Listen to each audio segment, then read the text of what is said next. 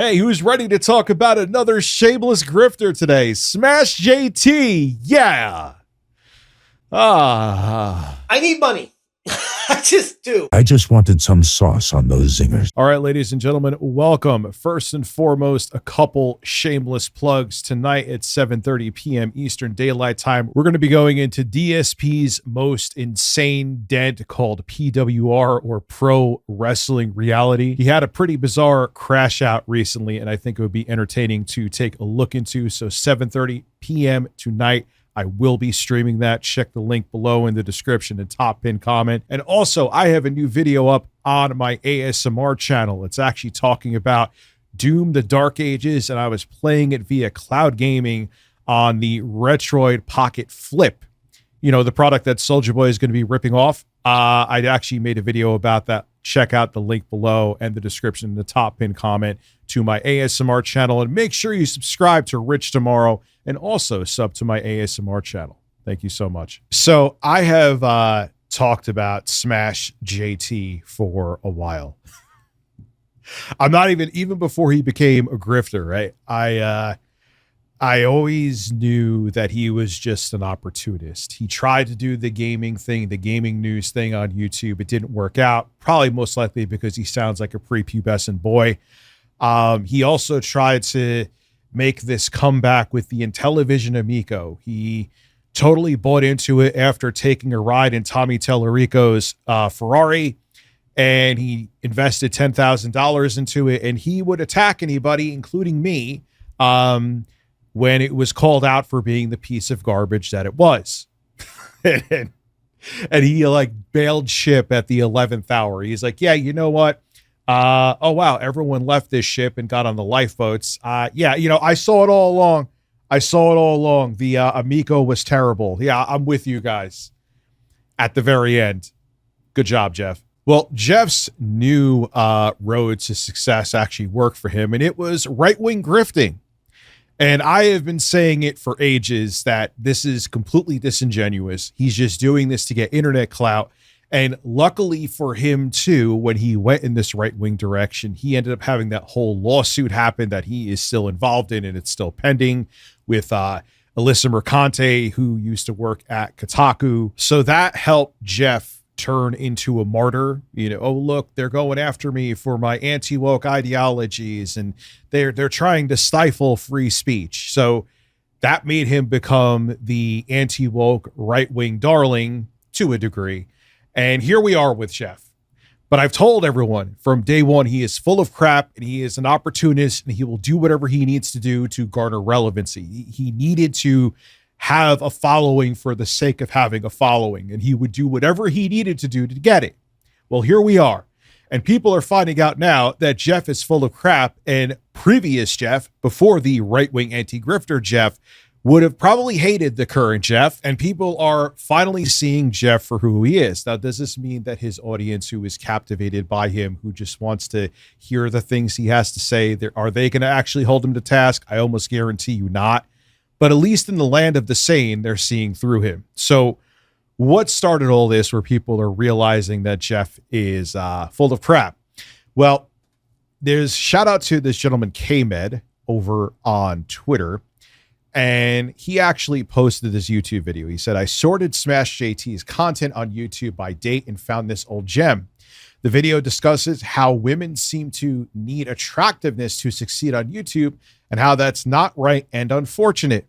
Smash was different until he found a group to exploit for views. The anti-woke crowd is that group, and they fell for his grift. And here is, oh God, yeah, he's shirtless. I forgot about that part. Yep, he's shirtless for this video. So that's a thing. And here is what Jeff, before the grift, here was his take on gamer girls. That's where I feel like I have the most expertise. I spend most of my days on YouTube watching a lot of great content creators. And then this morning I woke up to see the Dalai Lama was trending. Why was he trending? Well, he said that if he's going to have a female successor, she needs to be attractive. That would be the most important part about it. And with that being the case, it got me wondering, why does that matter? Why is that important? Why does a girl need to be attractive to be the next Dalai Lama? Is it a marketing? I don't know, Jeff. You tell me. The man who's losing his mind over Ghost of Yoite and how she looks and how it's not historically accurate. They just care it's a female character playing in the game. If it was a dude and it wasn't historically accurate, no one would care about that game. No one would be bothered by it. But old school Jeff would have sided with me on that. Here he is. Thing is it they want to spread the word and it's easier to do if the girl is attractive. It's just so many misfirings in my brain when I heard that. It kind of frustrated me. In fact, it pissed off a lot of people, and it got me thinking even more specifically about the realm that I'm living in on gaming YouTube. And that is with gaming YouTubers and what they have to look like and how do they grow their channel, what do they need to do. And when I go through every single creator that I know, I'm starting to go through the men, and then I start going through the women. And there is a fascinating trend that I see when it comes to gaming YouTubers. If you're a guy, it doesn't matter what the hell you look like. If you make good content, you're probably going to grow. And if you don't, you're probably... He is obsessed with the Mario Odyssey ad. Dude, the game came out in 2017. He wears it in a lot of his streams, too. probably not going anywhere. And listen to this, Jeff. This Jeff was like, hey, you know, it's unfair how men could look like whatever the hell they want, but women have to look a certain way. Man, he was a much different human being. This was 6 years ago, but not too long ago. And then there's someone later who discusses how a lot of people are defending Jeff, saying that, yeah, you know, people could change their opinion. It's not like this. Not where their whole stances and ideologies completely change for a 180, almost like that. But wait, there's more. It gets worse for Jeff. So we see what he's really about here. And there's more to it than that. Now, this was actually after when George Floyd was killed. And this is what Smash wrote back then. Talk about, once again, a 180. I will be participating in Blackout Tuesday tomorrow. No social media posting, and hope to bring attention to police brutality and racial injustice. I agree with old school Jeff. I encourage everyone to do the same. BLM, hashtag Black Lives Matter, hashtag. And here, actually, we should check out his video on the George Floyd tragedy. Video unavailable. The video is private. Let me, here. You could see that there is for those of you who think that I'm making it up and showing another video. No, that's his video. You could see it right there. There. That is his video. I made sure to check the YouTube URL. It is private. Private. Why do you want a private, Jeff? Why? Because you know the audience that you have now that you cater to be a grifter, that they wouldn't like the fact that you supported Black Lives Matter. Maybe you're doing it for the interest of your business, but the receipt is here. There's the receipt, Jeff. Much different guy. It's like he sold out because he really wanted YouTube relevance, but let's continue. So this one is amazing, right? So he had some Mulaka review. The main character of the game, this is from a while ago, was Mexican. And Jeff decided to use blackface in the thumbnail. Now, so this is what this person wrote. So Smash JT edited his Mulaka blackface thumbnail to convince one of his followers that he was being smeared. One problem. He forgot to delete this original tweet from 2018 showing the exact same blackface thumbnail that everyone else has been showing. So here is Jeff trying to damage control with this, right? Apparently, according to him, this is blackface. He went and put a new thumbnail in. Here is the oopsie that he made, though. He still left the tweet up, which actually had the thumbnail with it. And there's the blackface. Here is him damage controlling and putting it up without the blackface later on. And just so you can see it up close, there is the Blackface that Jeff is wearing, that he tried to say that didn't exist. But wait, there's more. Oh yeah, there's more rich editing in post here. And shout out to YouTuber the Jostler. I'll have a link to his channel below and also in the top pinned comment. He gave me this banger from Smash JT where there is not a shadow of a doubt that the dude is racist. Oh my God, this is amazing. So there is inside India's poop throwing festival. And he wrote, Indians are beyond disgusting. I'd be ashamed if this was my ancestry. Gross creatures. Now, keep in mind what you're seeing in India here is not a nationwide thing. It just happens in a village over there. So he's generalizing the whole population, racism, for something that goes on in a village. But I wonder if Jeff would have the same reaction here where white people are throwing around a bunch of turds. No, I'm not kidding. Take a look. Here it is. The cow chip throwing contest in Beaver, Oklahoma. I have never been more excited to throw poop. Sorry, I forgot I had to throw my headphones on for this real quick. Take a look. I've never been more excited to throw poop in my whole life. No way. No way. This is a real thing. If you throw it out of bounds, you have to clean up the field when it's over. It's a lot of fun. There's a lot of good people here. And we have a blast. A cow turd smells like money to us out here. White people saying a cow turd smells like money to them out there. They're having a poop throwing contest, holding poop in their hands and throwing it, Jeff. Would you be ashamed to say those white people are part of your ancestry? Or because they're white, you give them a pass because they're Americans? I think I know the answer to that. Jeff is also pro-political violence, too. Now, this is something that took place in Lausanne, Switzerland. A car deliberately rammed into a pro-Palestinian demonstration during the moment of silence in Lausanne, Switzerland. I think I actually said that right. No one was injured. The driver has reportedly been arrested. Now, this is the guy, remember, who was losing his mind because I dared to question, which everyone is now, Erica Kirk and her fake mourning and her fake sad, fake tear grift, calling for political violence and applauding them. They should have been given the Medal of Honor. And someone wrote to him back, no, if he was being attacked, then yes, he should get away fast, but just driving into protesters, no. He should be arrested and charged with attempted murder. Bad take, Smash. People sitting in the street should be arrested. So he's actually encouraging political violence. Man, what a difference, huh? Black Lives Matter, right, Jeff? Here he is mocking people that got laid off and saying that they're not human. Don't believe me? Here it is. Unemployed man judges employed people for getting laid off. Lots of body type A's and B's there in case you were wondering how he really felt. To be looking for new jobs.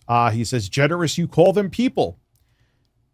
And someone replied back, that's what mammals that can support their families without a GoFundMe are called. K-Ben wrote back to him, damn. Now, if you're wondering what they're talking about with the GoFundMe, well, here is Jeff's GoFundMe. I think it got paused or because it got reported. Here he got $6,410. I'm not sure if he actually received this money.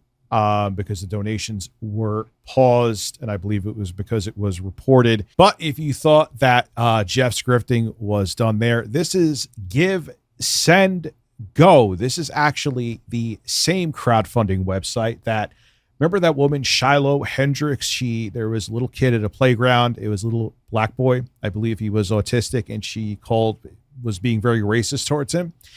That's the one who actually put up crowdfunding on Give, Send, Go, and she made close to like $790,000. This is the same place that he's using. Are you starting to see a trend with Jeff? He made here over $73,000. So that's what they're talking about with this GoFundMe. This is to fund his legal case where he has a very high-profile lawyer named Ron Coleman, who is also a right-wing grifter. I'm sure that's just a complete coincidence. I'll show that to you later. This is what they were talking about with his crowdfunding. So Jeff got plenty of money there. So, I almost forgot to show you this banger here. This is also what got a lot of people's attention to. Here is his review of The Last of Us 2. If you remember, whether it was the quartering or countless other people that were losing their minds about The Last of Us 2 and Neil Druckmann, who was the director of the game, they were calling him Neil Cuckman. So, if Jeff from 2025 would have been all over this game, The Last of Us Part 2, if it was released today. So how did Jeff from 2020 feel about The Last of Us 2? Obviously, right? He's anti-woke, so he would hate it. Now it's one of his favorite games of all time. And I know he still is defending that to this day, but what were his take on people hating the game because of all of the anti-woke stuff that they were crying about? The game was too woke for him. How did Jeff feel about this? Well, here is a super cut for you. Enjoy. I feel like some people are just not being fair with the game because they're going in with a predisposition or a bias that they don't like something about the game, whether it be lesbian stuff. Like, who cares? Like, whatever. Who cares? This is the guy that was wholeheartedly agreeing with far-right grifting gaming YouTube. He had a fallout with Actman. He struck down his videos, so on and so forth, who was agreeing with Andy Pants Gaming. And Jeff was reacting to Andy Pants Gaming. Now, keep in mind, Andy Pants Gaming lost custody of his child because he made some weird anti-woke video game where it had AI artwork because it was the girl in the game was representing Andy Pants Gaming's kid, where they had AI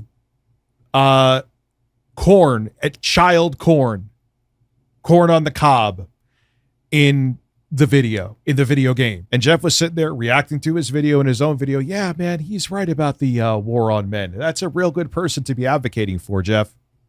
Don't believe me about Andy Pants Gaming?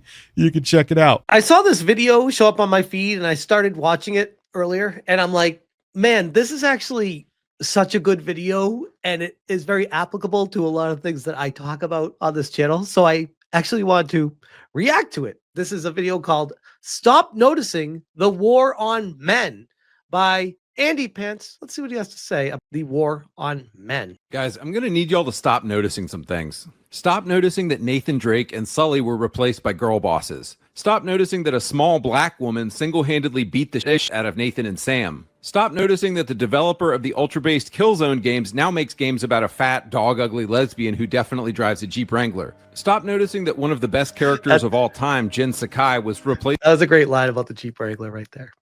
With a butch lesbian who raises a child with another woman, an action that God hates. Stop noticing that angry masculinity personified, Kratos, was replaced with the cuck of war who isn't even the main character in his own story anymore. Stop noticing that a muscly arm... I don't mind Andy Pants at all, by the way. I'm subscribed to him. I watch his videos. Hell, like I said, this came up on my feed and I was like, oh, this looks interesting.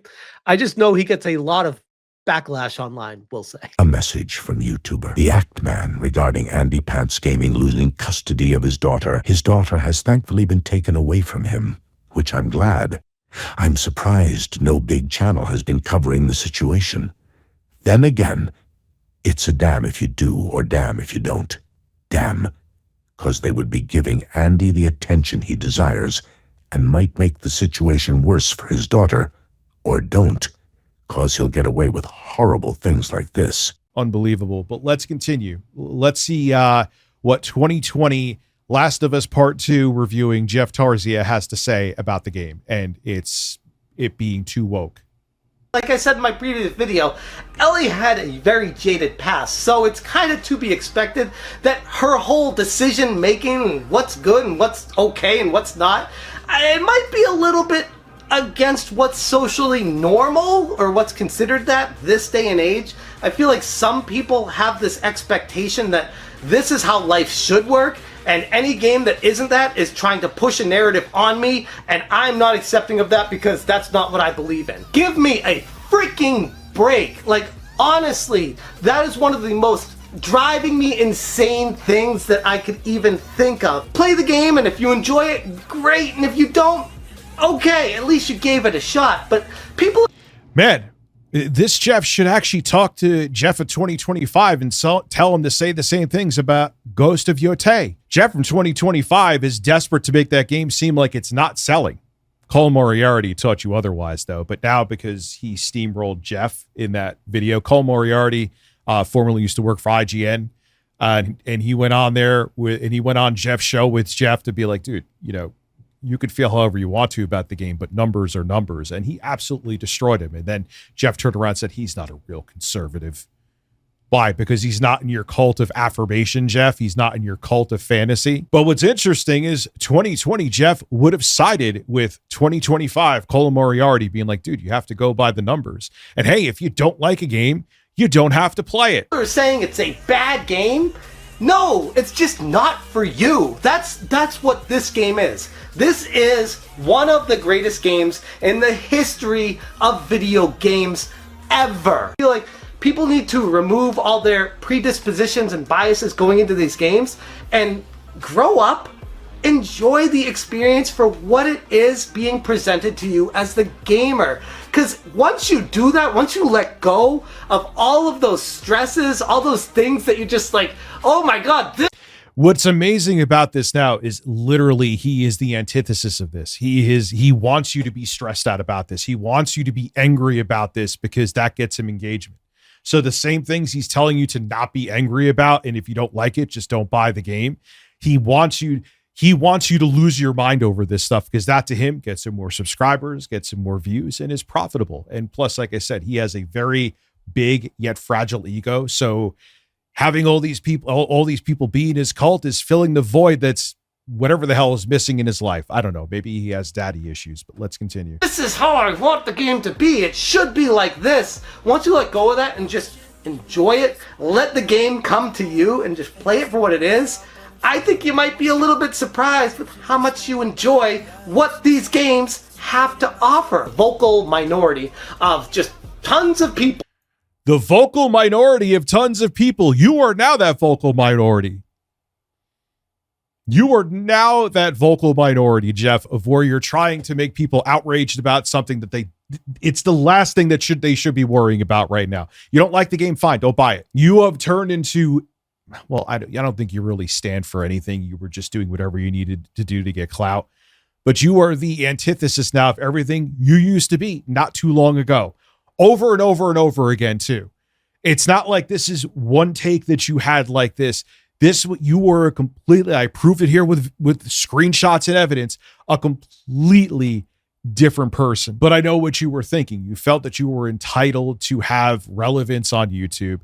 You thought that people didn't take you seriously. And now you're also doing your vengeance tour with this. You wanted to become a grifter to get the viewership. You went down that route to get the viewership. You also used being a martyr because of the whole Melissa Mercante thing to gain traction. And now, hey, you don't care how you get the views. You don't care how you get the relevance. You don't care about anything. You just want that. It's so gross, man. Tons of people, 10,000 or so, negative reviews on Metacritic, just review bombing us to hell because they hate Naughty Dog. They hate how they employ the company and how they treat their employees or whatever it is, or they don't like the director Neil Druckmann or whatever the reason is, had very little to do, in my opinion, with the actual game. The game is great. It truly is. Now, I've had plenty of people tell me like, oh, I watched the storyline on YouTube and it just wasn't for me. That's fine. But I truly do encourage everybody to play this game. Give it a chance. Maybe not right now. Wait for it to go down in price if you feel like it's not for you. But eventually, give it a shot. You might surprise yourself and actually enjoy it because you didn't listen to other people. You didn't just watch a video online and think, oh, okay, yeah, that's what that game is. I'm not going to play it. It's amazing. Because you watched a video online, this is the guy now who watched my videos online and listened to me and be outraged with me. 2020, Jeff, was like, make your own decision. Don't go by the videos online. Anyway, all right, I'll play the last 7 seconds because you can't say that. You didn't play the whole thing. Give it a chance. You might like it. And I will forever be perplexed why people don't like this game. Because now anti-woke grifters like you brainwash them into being angry and hating things that they could either just ignore or... But hey, man, you got your relevance though, right, Jeff? So Jeff's lawyer, his defense lawyer who he hired, or however they met, I something is very interesting about Jeff's lawyer, Ron Coleman. He kept on mentioning, like, whenever he talks about updates with his legal case, that because he's getting sued by Alyssa Mercante, he keeps on bringing up his lawyer. And I'm like, that's, I mean, even if you have a qualified lawyer, bringing up the lawyer, what's going on here? So I decided there's more that needs to be done, right? But I decided to look into this lawyer. And the thing I noticed, because I'm like, hey, Jeff keeps mentioning him, so I could look into him, is the first thing I see is he almost has 300,000 followers on X, Twitter. I'm like, that's interesting. It's obviously this guy isn't just a, private lawyer that's well-versed in defamation, which I'm sure there's plenty of lawyers just as qualified as this guy that could have handled it. But this guy is a fairly interesting dude because he himself is also a right-wing grifter. You don't believe me? Check out these bangers. So he has a podcast called Culmination, and he had on, where is the gentleman here? Larry Schweikart, who is a retired professor of history and a co-author of a New York Times bestseller, A Patriot's History in the United States. That's great. That's him right there. Well, when Democratic Representative Beto O'Rourke was up for re-election, here is what he said. This is a complete lie. Hearing two buses near Texas border stop with Beto signs full of illegals, each had $100 and were headed to the polls. He made this up. And anyway, so Rich, why are you talking about this guy? Well, Ron Coleman platformed him, a guy who is a known liar, and they're sitting here. Listen to what they're talking about. Enjoy. How can you not support him? Well, I think what you're describing here is that the creation of bubbles, of ideological bubbles, the New York Times, the network late night TV, and the universities. So they maintained capture of these institutions and these bubbles, and they're no longer realizing that they're the 20%ers, and therefore they're not cognizant of the fact that it's not just a matter of I don't know anyone who voted for Nixon. Right. They don't know anyone. I mean, and this is literally true. They don't know anyone. They don't understand. I get this question all the time from old friends on Facebook. Ron, how could you support Trump? Why the hell wouldn't I support Trump? What has Trump done? How can you not done? support him? Let's see, starving millions of kids that are on SNAP, illegal deportations, increasing our healthcare premiums to obscene amounts, taking millions of Americans off of healthcare with their new Medicaid cuts. I don't know, Ron. I could give you a whole bunch of other stuff too. That's just the beginning, though. But there is this illusion because of our participation in the culture that is presented to us by these institutions that we're a shrinking minority and that they're taking over. I mean, you're a shrinking minority because everyone hates your ideas and values, and they're tired of the system being rigged to benefit the top 1%. But I digress. I don't want to make this super political, but I guess with what's going on with Smash JT, you kind of can't help it.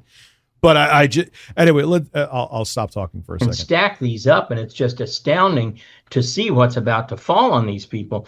Trump has been magnificent in defunding the left, but now they're actually costing them a lot of money, and Trump is now going after the money in the university systems, saying, nope, can't teach woke DEI garbage. You're supposed to be teaching real subjects here. If you're going to do that, we'll just take away your federal funding. Just going to be teaching real subjects. I'm sure they're outraged by this. I wanted to verify this. Are they looking to implement PragerU in schools? Yes, there is an effort to implement PragerU in schools, with some states already approving the use of its content in classrooms. PragerU is literally right-wing propaganda. Like states like Florida, Oklahoma, notice the band of states here, Arizona and New Hampshire have allowed teachers to use PragerU materials, though they are often supplemented and not required. In Oklahoma, the state superintendent is also using a PragerU developed exam to screen teachers for certain ideologies, but that they want to defund DEI. But this propaganda pushing this forward is perfectly fine. He's not threatening to close the universities, which is interesting. So Trump is going after their money sources too, and those are drying up. So these bubbles have gone from being like cellophane to becoming iron domes of resistance by these people who still believe they're in the majority. Well, also, Ron Coleman, Jeff's lawyer, once again, had on Ian Miles Chong, who is a far right-wing political commentator. He was talking about how they're shadow bans on X, and then I'll show you a little bit of a backstory from Ian Miles Chong and some of his banger takes that he posted on Twitter. But watch this.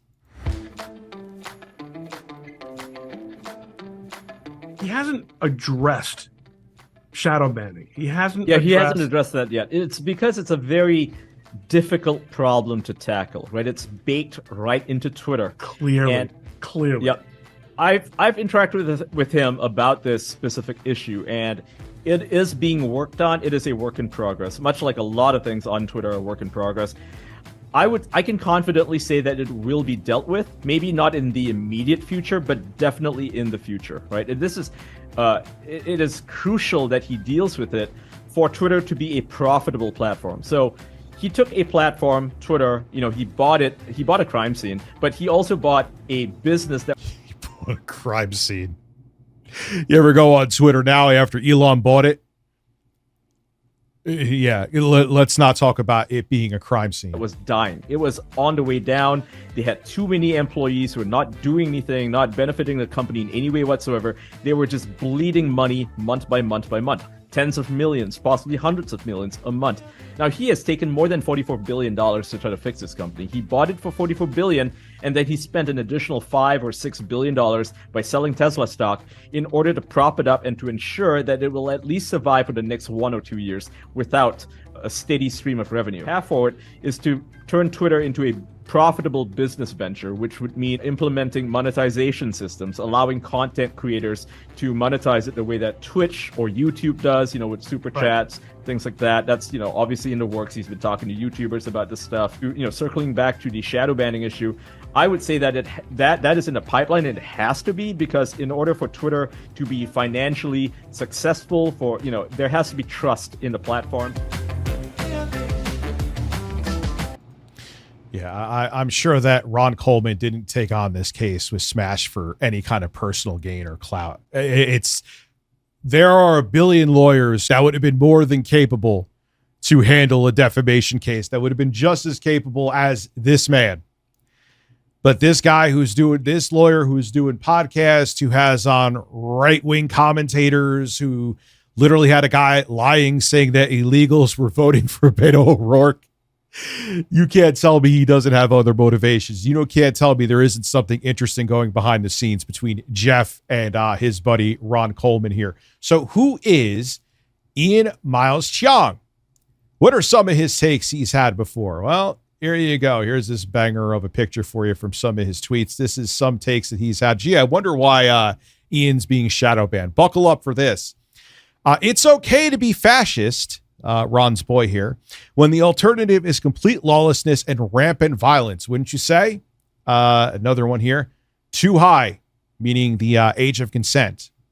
The age of consent is 16 in most European countries. It's 18 in the US for some reason. Redditors should be allowed to perv on 12-year-old girls in Reddit jailbait without being called out by Anderson Cooper. Isn't this the party that's supposed to, well, they used to be until Trump started protecting people that were the Epstein files, the Trump administration. Now all of a sudden they seem to turn a blind eye to anyone who says things like this.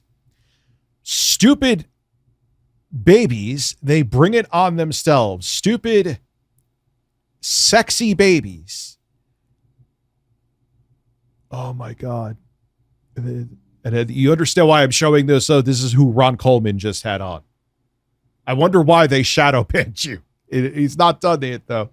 Well, why not? A good number of people on the sex register only there because of draconian age of consentless. He's really concerned about the age of consent. He wants that lowered, man. And he wants to defend the people who linked up with people who were underage. And he really wants to make sure that the age of consent is lowered. I wonder if that's for any personal reasons there. This is disgusting. And then you have Ron Coleman, who is Smash JT's lawyer, having this guy on and platforming him and talking about being free speech warriors together. Do you see how this all ties together? None of these people actually stand for anything. They either just stand for hate, which Jeff does, and they just want to poison people's minds. And I'm interested to see how this whole case with Jeff plays out, because I have a feeling that his lawyers saw clout here. He's obviously in on the super right-wing, get woke, go broke stuff. And that's probably why he took the case. And even though Jeff made a bunch of money with his crowdfunding, there's part of me in this, I'll say it out loud, I don't know, but I bet you behind the scenes that maybe Jeff didn't have to give him money because he saw opportunity with this case. Which, if that's the case, and I don't know it is, where'd the money go? This is proof to all of you out there. Listen, you don't have to trust my word on anything. You shouldn't trust anybody's word. You should take an extra 5 minutes if you see a news story or you see someone talking about something to go, okay, I'm going to check into that. Just take a couple minutes out of my day. Is that accurate? Is what Rich was saying accurate? Is what whoever was saying is accurate? But here's the thing, at least with me, I encourage you to do that. Jeff just wants you to be captivated and listen to his lies and ignore the fact that he is obviously grifting and stands for absolutely nothing. Now, what's interesting is that Failure Speaks replied to Jeff, because Jeff said this on Twitter. I almost forgot to give you this part before I close out the video. When I have lied about my feelings in The Last of Us Part 2, though, I've been honest even to this day that I loved that game back when I first played it. After waking up and realizing the narrative behind the scenes across the board of inserting girl bosses for activism agendas, it soured me on the whole experience in hindsight. How is this so hard to comprehend? Because you have had this take steadfast before you flipped over to be a grifter for years. And it usually, unless you pull a Dave Rubin, which you did, it's not just a hard pivot. You gradually go into it. You just went full in because you desperately wanted to clout chase. And I've known this about you before you even went the right-wing grifter route. And a lot of other people did too. Ask people who were on the Spawn cast about Jeff and how they feel about him. But let me continue. You want to imply that for some reason I hate gay people or something with this attempted gotcha? Jeff, if there's any game where they may have someone that is from the LGBTQ community, it goes into DEI and woke with you. That is your whole platform now. And Failure Speaks said it perfectly here and sums it up better than I could with his reply to you. You see, Jeff, people are allowed to change their mind and opinions on things. It mostly never happens, but when it does, it's a slow, gradual process that takes time. It doesn't happen in an instant. When influencers or content creators change their mind or opinions on a major subject, it gets looked at with more scrutiny. What do they have to gain from changing their opinion? What happens after they change their opinion? Are they taking a contrarian stance, or are they agreeing with the general public? Who do they associate themselves with after said change opinion? You see, Jeff, you look suspiciously like a grifter on all counts. You stood up and defended games like The Last of Us. Your opinion seemingly just shifted overnight as soon as you had a popular video with the anti-woke subject matter. You benefit to gain monetarily, and you cozied up to well-known grifters like Mark Kern, who is also known as Grums. Let's not go into Grums right now. Your success only has been over the last year. Before then, you tried literally everything to gain YouTube fame. Oh my God, I know that firsthand. I talked about that here. You've leaned into the radical right wing and have a conspiratorial mindset towards everything. You dehumanize people. I prove that. You advocate for political violence. Prove that. And you use the same tactics you claim that the left does. That sums up Smash JT perfectly, and I'm glad I remembered to show that. Do your own research. Not saying to not enjoy videos and not enjoy content, but if someone's giving you news or information, don't just believe them. Do your own research so your mind doesn't fall captive to shameless grifters like Smash JT. Smash, you should be ashamed of yourself, dude. This is Rich Tomorrow signing out. Subscribe to this channel. Subscribe to my ASMR channel. Come to my live stream tonight. Links to all that below in the description, top pin comment, and I will see you in the next video. Ocean water. Ocean water. Ocean water.